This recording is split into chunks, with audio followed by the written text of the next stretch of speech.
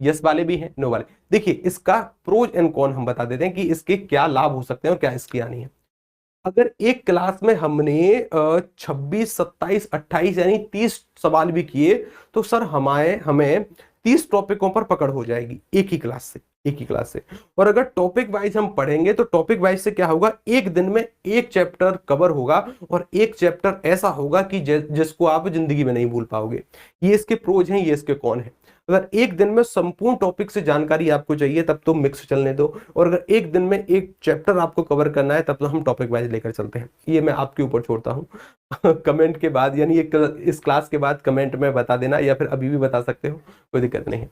ठीक है, चलिए मिक्स पढ़ना है नहीं पढ़ना है, चलिए हम इसके बाद में अंत में बात करेंगे, सवाल पर आइएगा। एक शब्द का कभी मुहावरा हो सकता है, ऐसी कंडीशन नहीं होगी। गई भैंस पानी में, गई भैंस पानी में।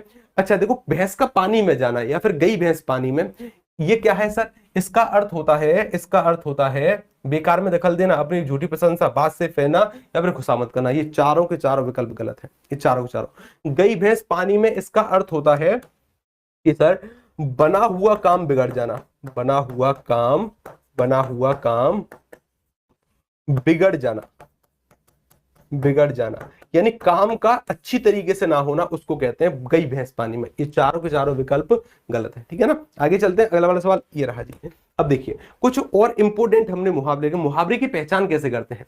मुहावरे की अगर आप पहचान करना चाहते हो कि सर हमें नहीं पता मुहावरा है, कहावत है, लोकोक्ति है, तो मुहावरे की पहचान इस तरीके से होती है। 99% केसेस में देखा गया है कि मुहावरे के अंत में ना का प्रयोग होता है। किसका प्रयोग होता है, ना का प्रयोग होता है मुहावरे के अंत में 99%।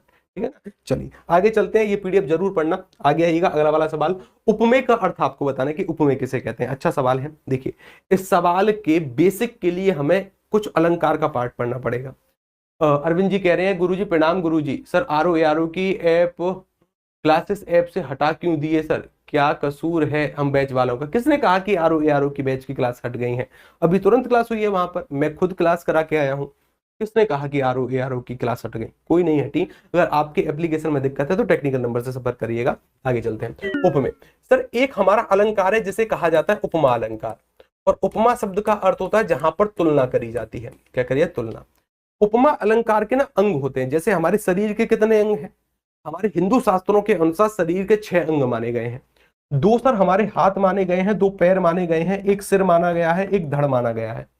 6 अंग माने गए हैं। कितने अंग माने गए हैं, 6 अंग। तो अगर ये 6 अंगों से, जिसमें से पहला अंग है उपमेय, क्या अंग है, उपमेय, जिससे हमसे सवाल पूछा है। दूसरा अंग है सर उपमान, उपमान। तीसरा अंग है जिसे कहते हैं वाचक